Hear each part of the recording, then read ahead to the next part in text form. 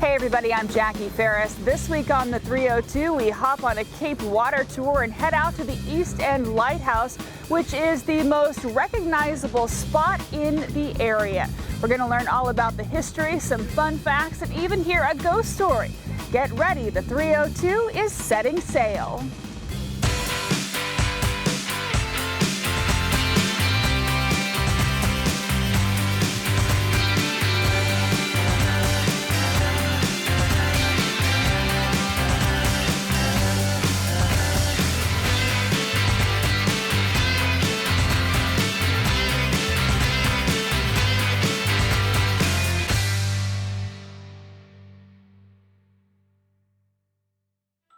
Hey everybody, so many people are fascinated by lighthouses, and Delaware has a ton of them and a wonderful history for all of them. We're at the East End Lighthouse with our buddy Dave Green from Cape Water Tours. Dave, thanks so much for joining us. My pleasure. So let's talk a little bit about this East End Lighthouse. It's the one that when people see in all the pictures, it's the red body and everything. Tell me, when was it built? Yeah, this lighthouse was actually constructed and lit in 1886, and it sits on top of the wall, which is known as Breakwater Harbor, which created a safe harbor for vessels to anchor behind during storm events in the area.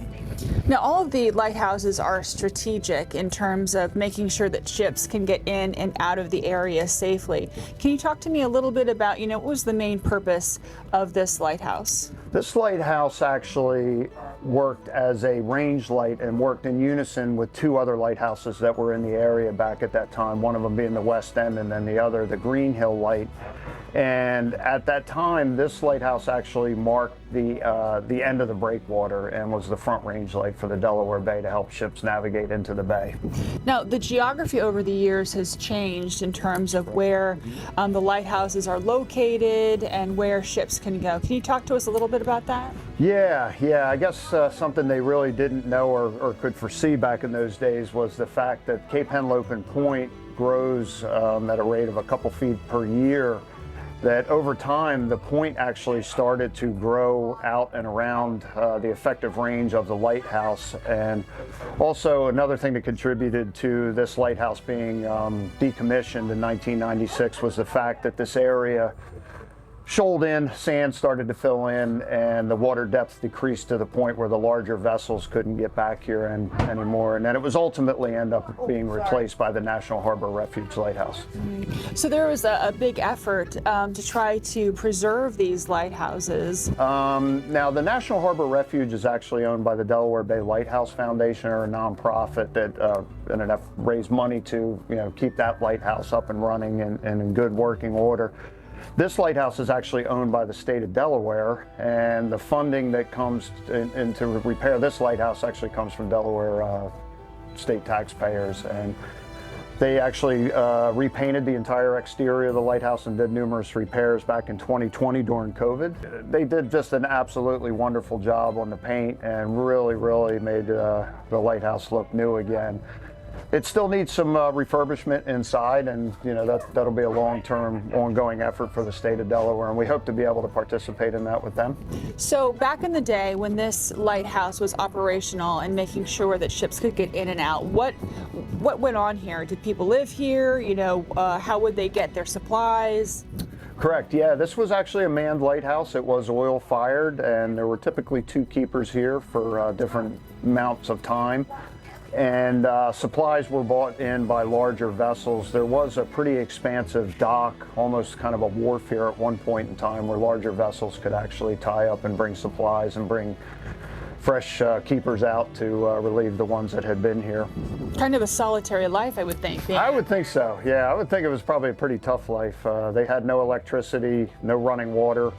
No air conditioning, so I would think it was probably a pretty tough job. So they would just make sure that the light was in working order? I mean, were there other things that needed to be done in order to keep it going? Or? Yeah, constant maintenance on anything that's this close to the water. I imagine they were probably always painting something in this place and doing repairs to it. The light needed constant maintenance. The fog trumpet needed constant maintenance. And Also, in addition to that, they were required to keep a logbook or journal, so they recorded a lot of the events that would go on around here, a lot of the history, incidents, shipwrecks, and mishaps in the area. So, a pretty valuable job. I mean, very important job for the area.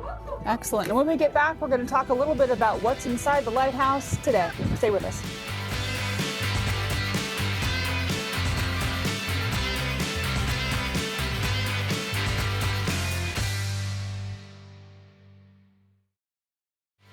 I'm Heather Campbell Coyle from the Delaware Art Museum, and I'm excited to bring children's illustration to life on the 302.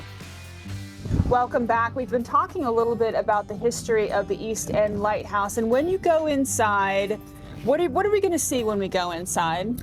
So the first floor you come into is the actual mechanical room, or like their workshop for the most part. There's really not much in the lighthouse anymore as far as equipment or furnishing goes. There is a light still in place that is unfortunately inaccessible.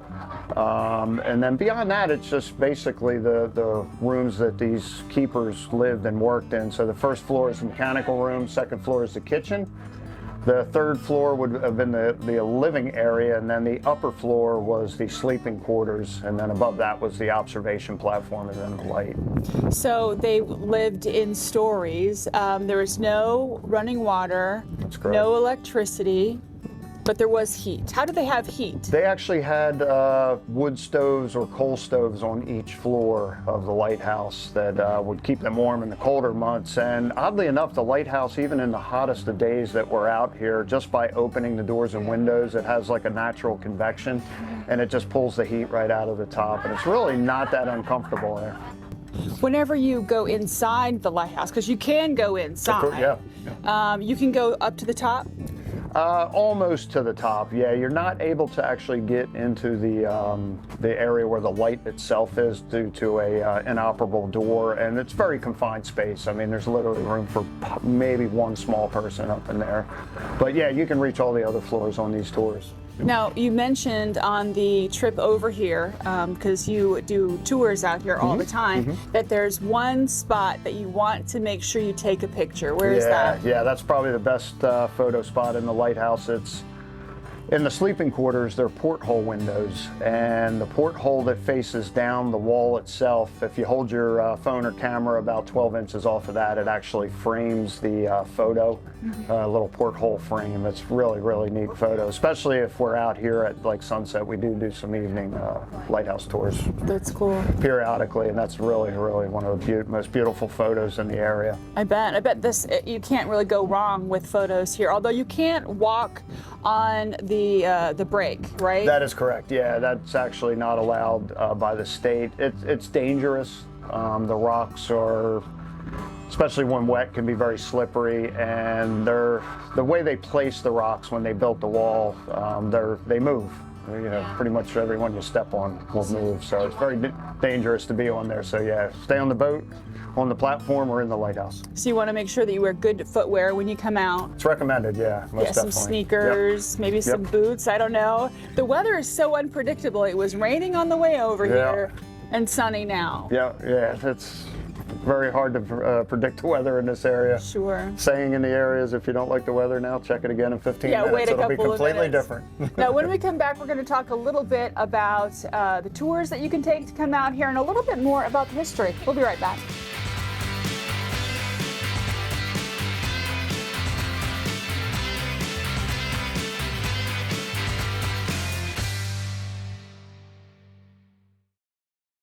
Hi, I'm Debbie Buxton, the Executive Director of the Historic Odessa Foundation.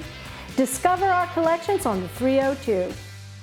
Welcome back. We are at the East End Lighthouse with our buddy Dave from Cape Water Tours. So let's talk a little bit about these tours. You mentioned the sunset tour. So somebody sees this and they want to go on a tour and they want to learn more about the lighthouse. Yeah, my recommendation, if you want to really learn more about the lighthouse and the history in the area, is to actually go on the East End Lighthouse tour. You're going to get the most amount of information on that particular tour. It departs from the Lewis Ferry Terminal, and it's an hour and a half trip, and there's about 20 minutes of narration out.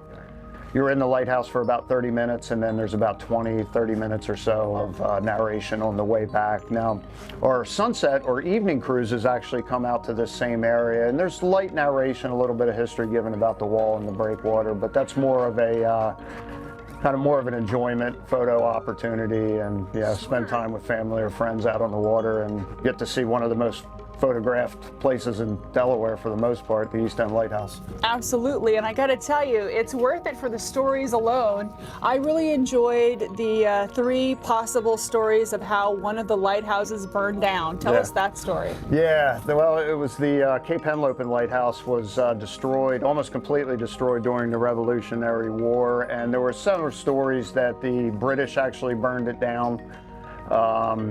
In an effort to hamper our ability to navigate. And then there was another story that the colonists burned it down so that the British couldn't use it. And then there's another story that the lighthouse keeper accidentally burned it down. So I don't know that anybody really knows, but probably the lighthouse keeper. Yeah, it's whichever story you like best is the one that is the one that, I like the lighthouse keeper story the best. It's more colorful, that's for sure. Absolutely. Isn't there a song about a Miss O'Leary's cow kicking a lantern in the shed? There's got to be a song about how the lighthouse burned down, but there's also nicknames for these lighthouses, right? Yeah, so the West End Lighthouse was known as the Strickland Lighthouse, named after its architect and engineer. And the East End Lighthouse, not the greatest of nicknames, but it was known as the noisiest lighthouse in North America because of the fog trumpet that it had. And then our current lighthouse in the area, the National Harbor Refuge, her nickname is the Belle of the Bay. So, and why is she called the Belle of the Bay? She's the front range light and just a very beautiful, photogenic lighthouse. Yeah. No, I know that ships are often referred to as ladies or women, have women's names. Correct. And you mentioned the Belle of the Bay. Is the same true for lighthouses? I think so. I don't know that I've ever definitively been told that, but I would imagine it's along those lines. And I've tried to rename the East End, but I don't have enough history piled up yet, but I think Lady in Red would be a little bit more fitting for her. Sure, yeah, because she really stands out. You know, she is one of the most photographed and most recognizable images. Without a doubt. I mean, just one of the most prettiest lighthouses that I've ever seen or been in. Now, you've been in a bunch. How does this one rank to the others in the area? If we're like wanting to tour all of them, is there a way we can do it? Which ones should we see? Unfortunately, this is one of the only ones in the area that you can currently actually go into. The National Harbor Refuge has suspended tours temporarily until they're able to get some additional engineering done through the Army Corps of Engineers. Fenwick Lighthouse, I believe, does offer tours sporadically. Then you can go to Cape May Light or down further into Maryland and Virginia and hit some of their lighthouses. But this is one of the only ones in Delaware that you can actually go into. So what's the most frequent question you get from folks that come on these tours? Probably, is it haunted? Is it haunted? Yeah, well, I don't know. If Are you there believe in that kind of stuff, there is a very good story. A ghost story. It's a pretty long one, but there was we got time. there was a sailor who actually perished in the lighthouse in January 1892 by the name of William Landry. He was the sailing master aboard the merchant vessel Mary Rogers that actually ran aground on the wall itself during a storm in 1892, and he perished in the kitchen. So it's said that his spirit still inhabits the East End Lighthouse. So we'll have to keep our eye out for him. For sure. And fantastic. if all goes well, Halloween weekend, we hope to have some spooky lighthouse tours that will take people in after dark.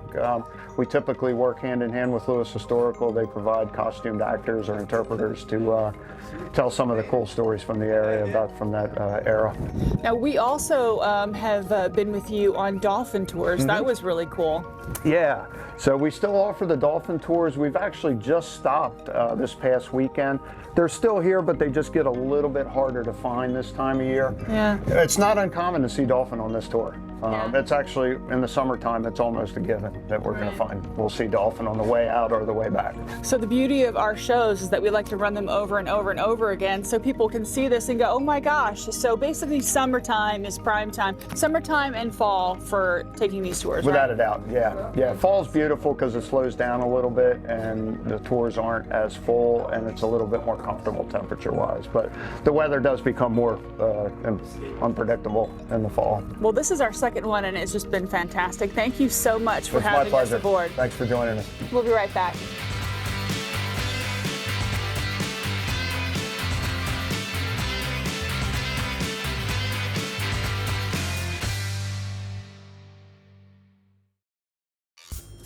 Are you enjoying your trip to the East End Lighthouse? If you happen to come on out, make sure you snap a couple of pictures and share them with us on Facebook. Now, here are some other things you might want to check out.